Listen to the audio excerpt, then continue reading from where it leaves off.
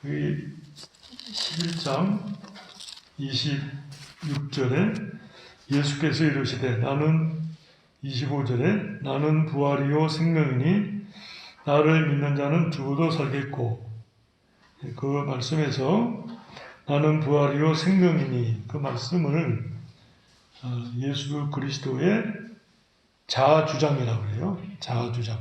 오늘 설교 제목은 예수 그리스도의 자아주장. 네, 성경 전체에서 예수님이 자아주장을 하시는데 이 11장 25절 말씀이 아주 보석과 같다, 그렇게 성경 학자들은 주석했어요. 그래서 나는 부활이요 생명이다 하는 이 예수 그리스도의 이 말씀은 아주 귀하고 또 진리 가운데 핵심이다, 그렇게 말을 주겠습니다. 나사로가 무덤에 있었는지 나흘이라가 됐다 그러는데, 우리 말씀에 보면 여기 39절 보면 예수께서 이르시되 돌을 옮겨 놓으라 하시니 그 죽은 자의 눈이 마르다가 이르되 주여 죽은 지가 나흘이 되었으니 벌써 냄새가 나나이다. 그래서 냄새가 나면 이제 썩는단 말이에요. 그럼에도 불구하고 예수님께서 나사로를 살리신 것은 참 하나님이신 증거다 하는 말씀이에요. 여기 예루살렘에서 베다니는 가깝기가 한 우리쯤 되매 많은 유대인이 마르다와 마리아에게 그 오라비일로 유문하러 왔더니, 그래서요. 이제 마침 베다니가 예루살렘에서 가깝기 때문에 예수님을 쫓던 사람들이 다 마르다와 마리아 집에 왔다, 그 말씀이에요. 이제 지역적으로 가깝고 또 마침 나사로가 죽어서 위문하러 많은 사람이 왔지만, 한편으로는 그 많은 사람들이 예수 그리스도의 그 부활의 능력을 목격하게 하신 하나님의 섭리다, 그렇게 박수 목사님이 해석하셨어요. 그러니까 많은 사람이 모이게 된 동기는 뭐 지역적이거나 또 마르다와 마리아를 위문하려고 모였지만은, 그 모인 사람들이 나사로가 살아나면서 예수 그리스도의 그 나는 부활이요 생명이라고 말씀하시는 그 진리가 확실히 증명되고 증거된 사건이다, 이걸 말씀해요. 여기 21절에 마르다가 예수께 여짜오되 주께서 여기 계셨더라면 내 오라비가 죽지 아니하였겠나이다. 그러나 나는 이제라도 주께서 무엇이든지 하나님께 구하시는 것을 하나님이 주실 줄을 아나이다. 이 말씀과 이 39절에 보면 예수께서 이르시되 돌을 옮겨 놓으라 하시니 그 죽은 자의 노예에게 마르다가 이르되 주여 죽은 지가 나흘이 되었으니 벌써 냄새가 나나이다. 예수께서 이르시되 내 말이 내가 믿으면 하나님의 영광을 보리라 하지 아니하였느냐 하시니, 그 말씀과 비교해 보면 믿는다고 말하면서 22절, 23절에서는 21절, 22절에서는 순종하지 않았어요.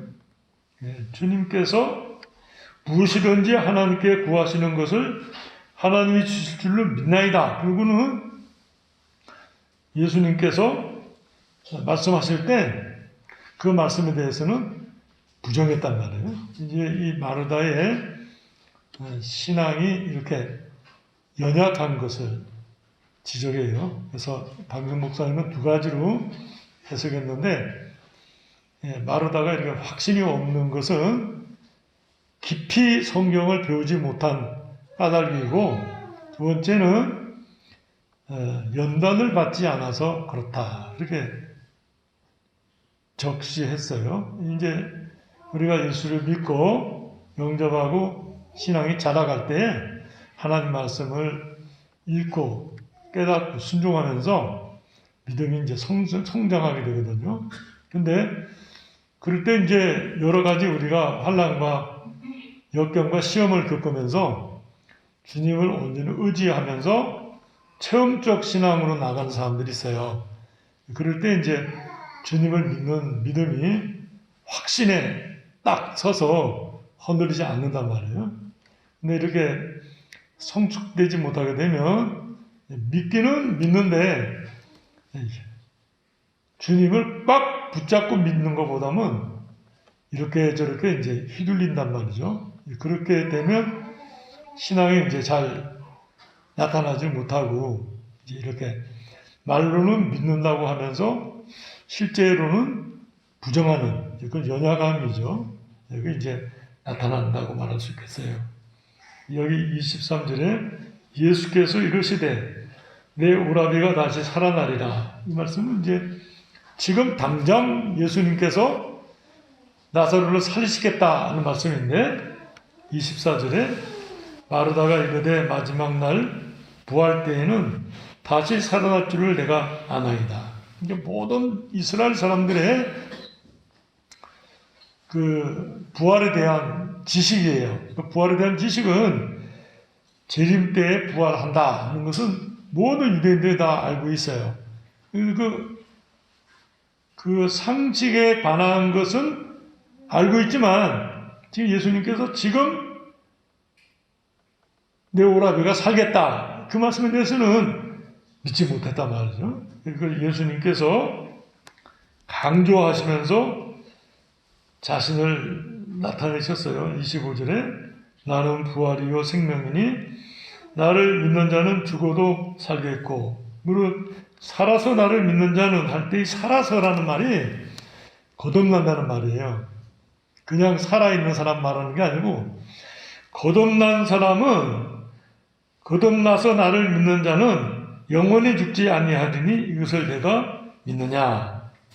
그랬더니 아주 유명한 신앙 고백이 나오는데 27절에 이르되 주여 그러하외다. 주는 그리스도시요 세상에 오시는 하나님의 아들이신 줄 내가 믿나이다. 이 신앙 고백은 아주 견고하고 아주 보석과 같은 신앙 고백 중에 또 보석과 같은 신앙 고백이에요. 마르다의 신앙 고백이 참 귀해요. 그러니까 이렇게 믿고서 주님께서 이 현장에서 나사로를 살리시겠다 할 때 그걸 믿었으면 이제 뭐 굉장하죠. 근데 그것은 깨닫지 못했다. 이건 그런 말씀이에요. 그리고는 이제 마리아에게 말하고 마리아가 32절에 마리아가 예수 계신 곳에 가서 배웠고 그 발 아래 엎드려 이르되 주께서 여기 계셨더라면 내 오라버니가 죽지 아니하였겠나이다 하더라. 예수께서 그가 우는 것과 또 함께 온 유대인들이 우는 것을 보시고 심령의 비통이 여기시고 불쌍히 여기사. 그래서 두 가지 해석이 있는데 이 옛날 성경에는 심령의 통분이 여기시고 그렇게 있어요. 여기는 새로운 된 성경책에는 비통이 여기시고 그랬는데 칼빈은 해석하기를 우는 자들을 동정하시는 체휼의 슬픔으로 해석을 했어요. 우는 자들을 보고서 예수님이 불쌍히 여기시면서 동시에 몸소 우셨다 그 말씀이에요. 또 한 가지는 이제 방금 목사님 해석은 사망의 세력 혹은 마귀에 대하여 노하셨다는 것이다 이렇게 해석하셨어요. 통분이 여기셨다는 것은 죄로 말미암아 죽게 된 인생의 상태 그리고 원수인 그 마귀의 역사 그것에 대해서 아주 강한 분노를 나타내셨다 그 말씀이에요. 이제 성도들의 대적되는 마귀에 대해서는 아주 분노하시고 그 성도들에게는 체휼하시는 슬픔으로 같이 비통해 하시고 눈물을 흘리셨다 그런 말씀이에요. 36절에 이에 유대인들이 말하되 보라 그를 얼마나 사랑하셨는가 하며 그중 어떤 이는 말하되 맹인의 눈을 뜨게 한 이 사람이 그 사람은 죽지 않게 할 수 없었더냐 하더라. 그런데 그리고 여기 38절에 이에 예수께서 다시 속으로 비통히 여기시며 무덤에 가시니 무덤이 굴이라 둘로 막았거늘. 그래서 여기 이제 이 요한복음 11장 주석에는 이 박윤호 목사님이 쓰지 않으셨는데 다른 주석 그러니까 박윤호 목사님 주석 속에 보면 여기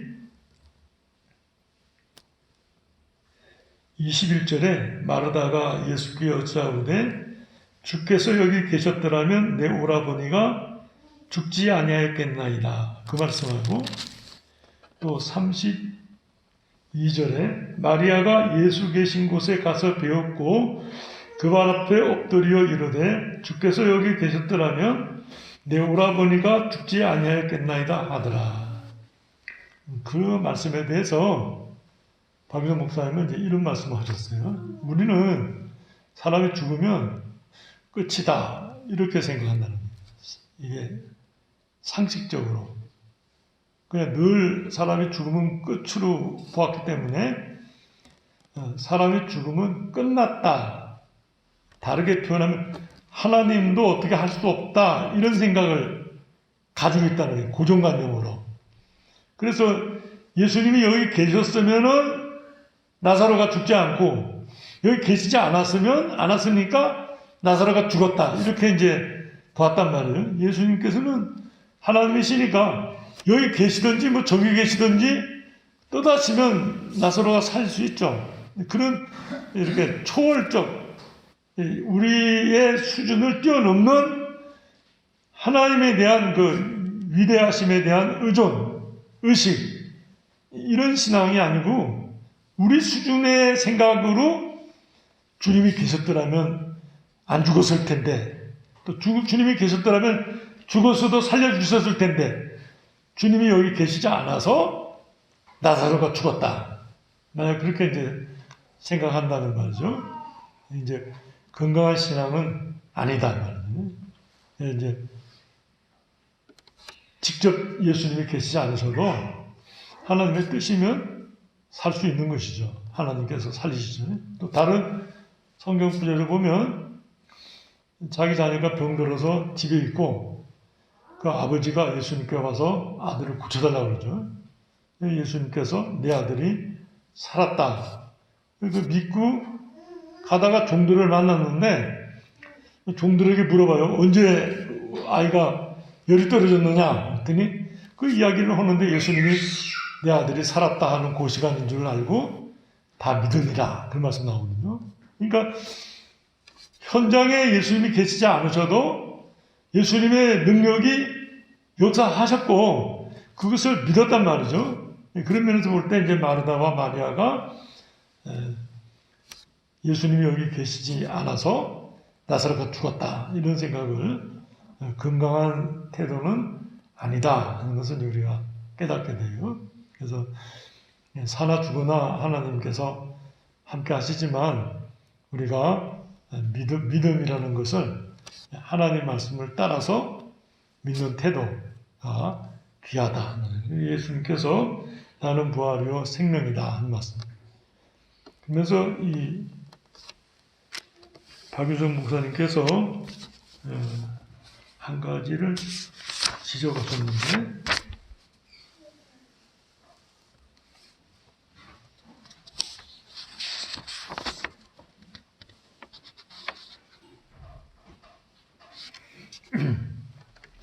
나는 부활이요 생명이다 하는 말씀 속에 한 가지 제가 읽어드리고 싶어서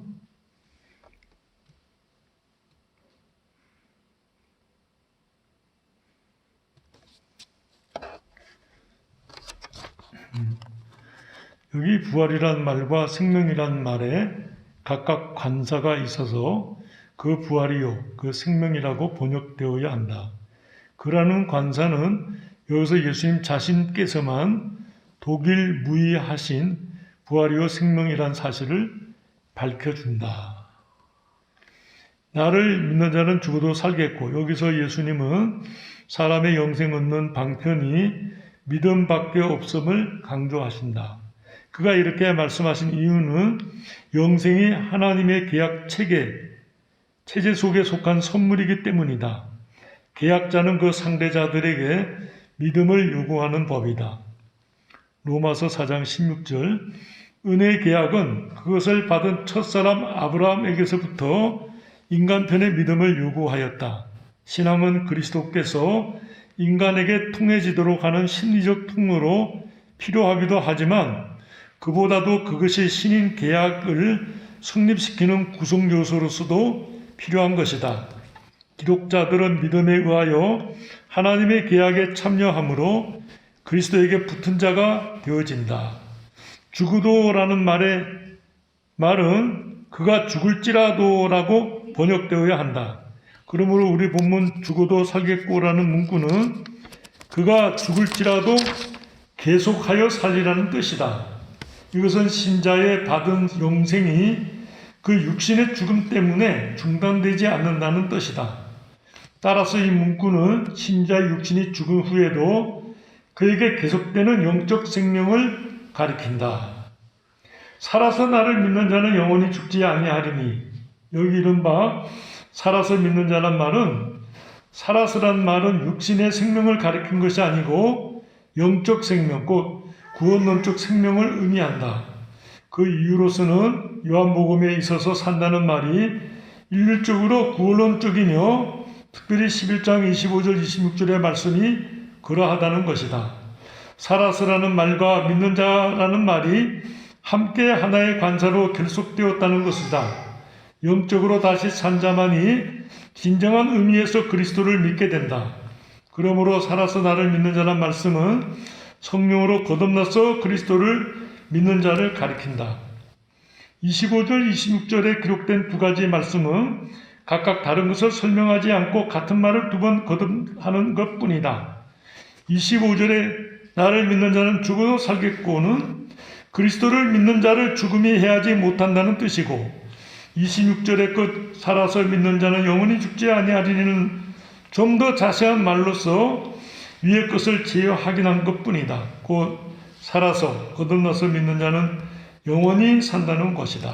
이렇게 귀한 말씀이고 해석이에요. 기도하시겠습니다. 사랑과 은혜가 충만하신 하나님 아버지, 예수를 믿는 사람은 사망 가운데서도 영적 생명을 가졌으므로 영생한다는 귀한 말씀 주시니 감사합니다. 우리가 예수님을 믿어서 구원을 얻고 영생을 얻었으니 참 감사합니다. 이 귀한 믿음과 하나님이 주신 귀한 선물을 끝까지 믿음으로 지켜 승리하는 저희들 되게 하여 주시옵소서. 어떤 때는 우리의 믿음이 없어서 주님을 믿지 못하는 일도 있지만 주님께서는 우리 연약함을 긍휼히 주시고 믿음을 더하여 주시며 그 말씀을 여러 깨닫게 하여 주시사 믿음으로 이끄시는 것을 알게 됩니다. 우리가 그럴 때 순종하여 주님께 영광을 누리는 자 되도록 축복하여 주시옵소서. 예수님의 이름으로 기도드리옵나이다. 아멘.